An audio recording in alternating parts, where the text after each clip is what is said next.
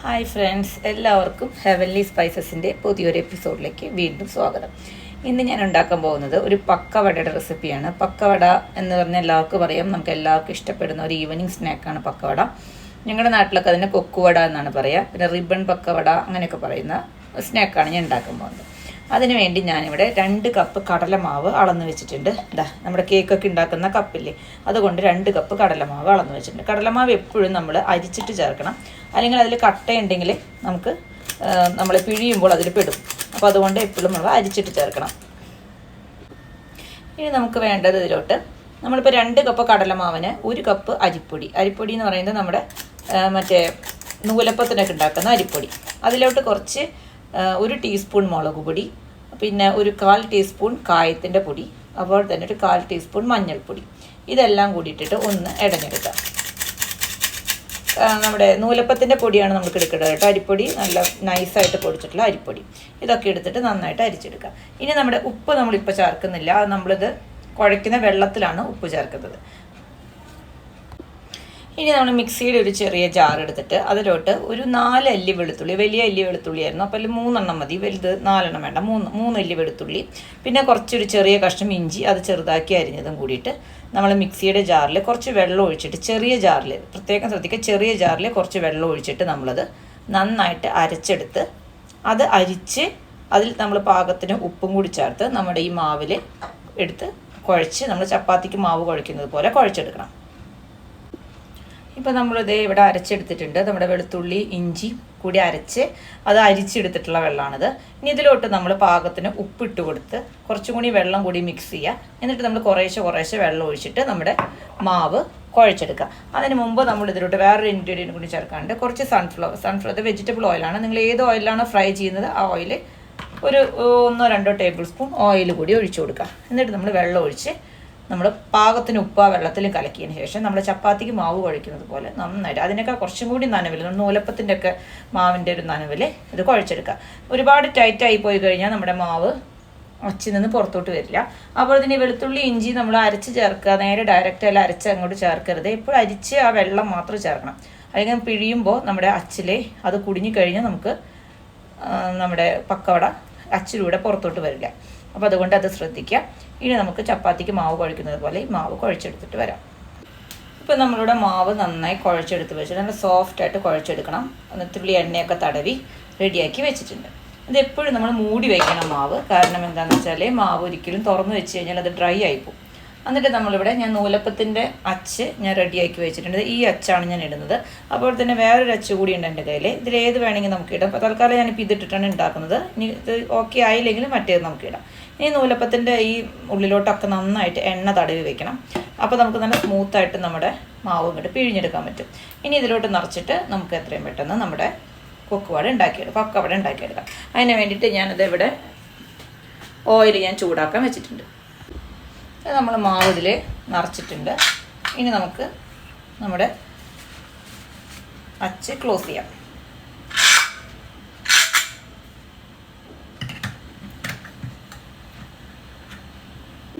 നമ്മുടെ എണ്ണ നന്നായി ചൂടായിട്ടുണ്ടോ എന്ന് അറിയാൻ നമ്മുടെ മാവിൽ നിന്ന് ചെറിയൊരു ഡ്രോപ്പ് എടുത്തിട്ടൊന്ന് ഇട്ട് നോക്കും. അപ്പോൾ ഡയറക്റ്റ്ലി പെട്ടെന്ന് പൊന്തി വരുന്നുണ്ടെങ്കിൽ നമ്മുടെ മാവായിട്ടുണ്ടാവും. അതുപോലെ തന്നെ ഞാനിവിടെ ഇടാനായിട്ടൊരു പാത്രത്തിൽ, ഒരു അരിപ്പ പാത്രത്തിൽ ടിഷ്യൂ പേപ്പറൊക്കെ സെറ്റ് ചെയ്ത് വെച്ചിട്ടുണ്ട്. ഇനി നമുക്ക് നമ്മുടെ മാവ് ഇതിലോട്ട് പിഴിഞ്ഞ് ഒഴിക്കാം.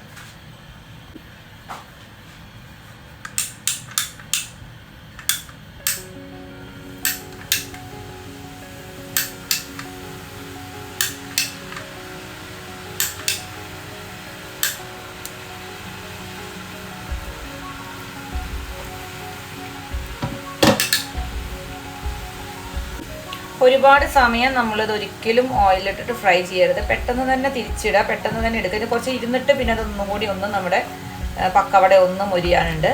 അപ്പോൾ അത് ഒരുപാട് നമ്മൾ സമയം ഇട്ട് കഴിഞ്ഞാൽ പക്കവട ഭയങ്കരമായിട്ട് കരിഞ്ഞു പോവും. ഇത് നമുക്ക് പിന്നീട് ഇതിങ്ങനെ ഈ ഷേപ്പിലിരുന്നാലും പിന്നെ നമുക്ക് പൊട്ടിച്ചിടുമ്പോൾ അത് കറക്റ്റ് ആവും.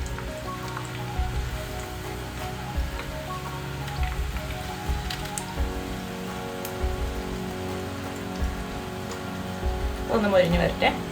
നമ്മുടെ പക്കവട ആയിട്ടുണ്ട്. ഇനി നമുക്കിത് മെല്ലെ കോരിയെടുക്കാം.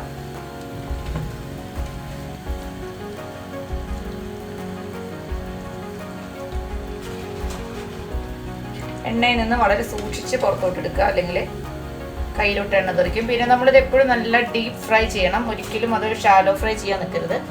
നന്നായിട്ട് എണ്ണയിൽ നല്ല മുങ്ങിക്കിടുന്ന് തന്നെ വറക്കണം. അതുകൊണ്ടാണ് ഞാൻ ഇങ്ങനത്തെ ഒരു ചെറിയ പാത്രത്തിൽ എടുത്തിട്ടുള്ളത്. പരന്ന പാത്രത്തിലാകുമ്പോൾ നമുക്ക് ചിലപ്പോൾ ശരിക്കും കറക്റ്റായിട്ട് അതിൽ മുങ്ങിക്കിടുക്കില്ല. അപ്പോൾ നമുക്ക് ഒരുപാട് ഓയിലും ആവശ്യമാണ്. ഇതാകുമ്പോൾ നമുക്ക് അത്ര ഓയിൽ വേണ്ട. പിന്നെ തീരെ ചെറിയ തേയിലിട്ടിട്ടും വറുക്കരുത് കേട്ടോ. അങ്ങനെ വറുത്ത് കഴിഞ്ഞാൽ നമ്മുടെ പക്കവട കറക്റ്റായിട്ട് മൊരിയില്ല. പിന്നെ മാത്രമല്ല അത് ഭയങ്കരമായിട്ട് ഓയിൽ കുടിക്കും. അപ്പം നമ്മളിങ്ങനെ അടുത്ത സ്ലോട്ട് ഇട്ടിരിക്കുകയാണ്. അതിപ്പോൾ ഫസ്റ്റ് വൺ എടുത്ത് ഞാൻ കണ്ടതോ മുരിഞ്ഞിട്ടുണ്ട്. നമുക്ക് അടുത്തത് എടുക്കാം. നമ്മുടെ അടുത്ത സ്ലോട്ട് ആയിട്ടുണ്ട്.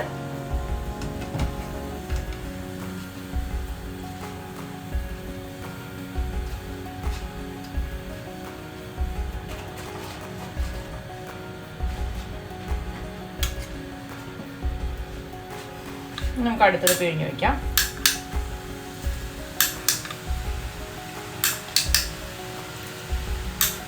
ഓരോരുത്തരുടെ കയ്യിലുള്ള അച്ച് വ്യത്യാസം ഉണ്ടാവും.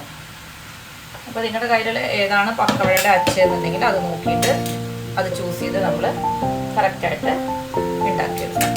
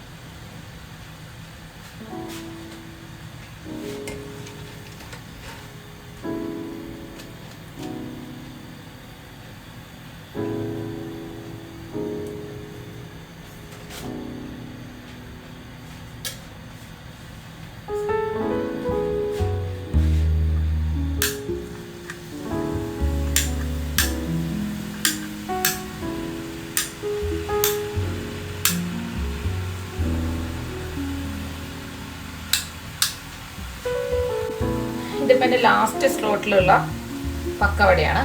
ഈ പക്കവടയും കൂടി കഴിഞ്ഞാൽ എൻ്റെ പക്കവട ഉണ്ടാക്കി കഴിഞ്ഞു. അതിനിപ്പോൾ എനിക്കിവിടെ കുറേ പക്കവട, അതായത് ഒരു പാത്രം നിറച്ച് പക്കവട എനിക്കിവിടെ കിട്ടിയിട്ടുണ്ട്. അതെ, ഇതും കൂടി കഴിഞ്ഞാൽ എൻ്റെ പക്കവട ഉണ്ടാക്കി കഴിഞ്ഞു. ഇനി അതിന് ശേഷം നമുക്ക് കുറച്ച് വേപ്പില ഈ എണ്ണയിൽ തന്നെ ഇട്ടൊന്ന് വറുത്തിടണം. മാക്സിമം നല്ല ഫ്രഷ് ആയിട്ടുള്ള വേപ്പില സംഘടിപ്പിക്കാൻ നോക്കുക. നാട്ടിലൊക്കെ ഉള്ളവർക്കാണെങ്കിൽ നല്ല ഫ്രഷ് ആയിട്ടുള്ള വേപ്പില നമുക്ക് കിട്ടും. ഇപ്പോൾ ഇവിടെ എൻ്റെ കയ്യിൽ ഇരിക്കുന്ന വേപ്പില അത്ര ഫ്രഷ് അല്ല, എന്നാലും നല്ലത് നോക്കി ഞാൻ എടുത്തിട്ടുണ്ട്. അത് നമ്മളൊന്ന് ഫ്രൈ ചെയ്തിട്ട് ഇതിൻ്റെ മുകളിലൊന്ന് ഇടണം. ഇനി ഉണ്ടാക്കി വെച്ചിട്ടുള്ള പക്കവടയൊക്കെ നമുക്കൊന്ന് പൊട്ടിച്ചിടണം കേട്ടോ. ഇത് കഴിഞ്ഞിട്ട് ഞാൻ കാണിക്കാം. ഇത് കൂടി കഴിഞ്ഞാൽ പക്കവട ഉണ്ടാക്കി കഴിഞ്ഞു. ഇതെടുക്കാറായി നമുക്ക് നോക്കാം. ഒരു സൈഡ് ആയിട്ടുണ്ട്, ഈ സൈഡ് മുരിഞ്ഞ് വന്നിട്ടുണ്ട്. ഇനി നമുക്കിത് എണ്ണയിൽ നിന്നെടുത്ത് മാറ്റാം. ഇതിപ്പോൾ ഞാൻ ഉപയോഗിച്ചിട്ടത് വെജിറ്റബിൾ ഓയിലാണ്. നമുക്ക് സൺഫ്ലവർ ഓയിലിലോ അല്ലെങ്കിൽ നല്ല വെളിച്ചെണ്ണയിലോ ഉണ്ടാക്കാം. ഞാനിപ്പോൾ ഇവിടെ കുറച്ച് വേപ്പില എടുത്തിട്ടുണ്ട്. കുറച്ച് വേപ്പിലേ ഉള്ളൂ എൻ്റെ കയ്യിൽ. അത് വളരെ ഉണങ്ങിയ പോലത്തെ ഫ്രഷ് ആയിട്ടില്ല. അത് നമ്മൾ നേരെ ഇതിലോട്ട് തന്നെ ഇടുക. അപ്പോൾ നമുക്ക് അരിച്ചെടുക്കാനും എളുപ്പമായിരിക്കും, എണ്ണയിൽ നിന്ന് എടുക്കാൻ എളുപ്പമായിരിക്കും. ഇപ്പം എണ്ണ കുറവായിട്ടുണ്ട്, അതുകൊണ്ട് ശരിക്കും അങ്ങോട്ട് ഓക്കെ ആയിട്ടുണ്ട്.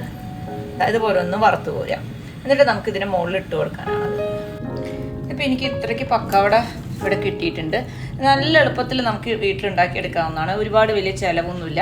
നമുക്ക് കുട്ടികളൊക്കെ സ്കൂൾ വിട്ട് വരുമ്പോഴോ അല്ലെങ്കിൽ അവർ കളി കഴിഞ്ഞിരിക്കുമ്പോഴോ അല്ലെങ്കിൽ അവർ TV കാണുമ്പോഴോ ഒക്കെ നമുക്കായാലും അവർക്കായാലും നമുക്ക് നല്ല ഈസി ആയിട്ട് എളുപ്പത്തിൽ വീട്ടിൽ തന്നെ ഉണ്ടാക്കി ഇഷ്ടം പോലെ. നമ്മൾ ഇത്രയും പക്കവട നമ്മൾ കടയിൽ നിന്ന് വാങ്ങിക്കുമ്പോൾ നമുക്ക് നല്ല റേറ്റ് ആവും. ഇതിപ്പോൾ വീട്ടിലുണ്ടാക്കുമ്പോൾ നമുക്ക് അത്ര വലിയ പൈസയൊന്നും ചിലവില്ല. നമ്മുടെ വീട്ടിലുള്ള ഇൻഗ്രീഡിയൻസ് തന്നെയാണ് എല്ലാം. കടലമാവ്, അതുപോലെ തന്നെ അരിപ്പൊടി നൂലപ്പത്തിൻ്റെ അരിപ്പൊടി തന്നെ എടുക്കാനായിട്ട് ശ്രദ്ധിക്കുക. പിന്നെ മുളക് പൊടി, മഞ്ഞൾപ്പൊടി എല്ലാം നമ്മുടെ വീട്ടിൽ എപ്പോഴും ഉള്ളതാണ്. കായത്തിൻ്റെ പൊടിയായാലും വേപ്പിലയിലും ഒക്കെ നമ്മുടെ വീട്ടിലുള്ള ഐറ്റംസ് വെച്ച് നമുക്ക് നല്ല ഈസി ആയിട്ട് നമുക്കിത് ഉണ്ടാക്കിയെടുക്കാം. ഇനി നമുക്കിതൊരു പാത്രത്തിലോട്ട് പൊട്ടിച്ചിടണം. ഇങ്ങനെയല്ല നമ്മൾ ചെയ്യുന്നത്. ഒന്നൊന്നും എടുത്തിട്ട് ഇങ്ങനെ ഒന്ന് പൊട്ടിക്കുക. ഇതിപ്പോൾ ചൂടുണ്ട്.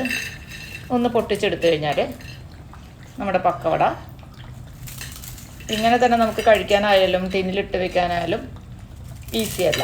നല്ല ഈസി ആയിട്ട് നമുക്ക് പൊട്ടിച്ചെടുക്കാൻ പറ്റും. നല്ല ക്രിസ്പിയാണത്. നമുക്ക് ഞാൻ ഇതെല്ലാം പൊട്ടിച്ചെടുത്തിട്ട് വരാം.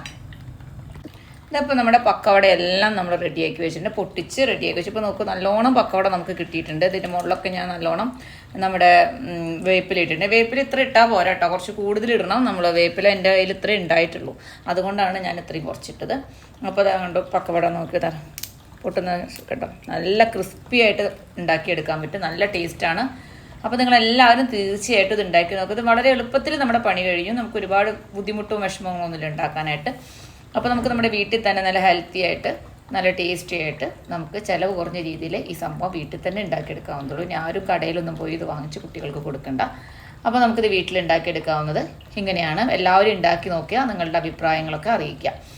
ഇഷ്ടമായെങ്കിൽ ലൈക്ക് ചെയ്യുക, സബ്സ്ക്രൈബ് ചെയ്യുക, കമൻറ്റ് ചെയ്യുക. അപ്പോൾ ഇനി അടുത്തൊരു എപ്പിസോഡിൽ നമുക്ക് വീണ്ടും കാണാം. Thank you so much.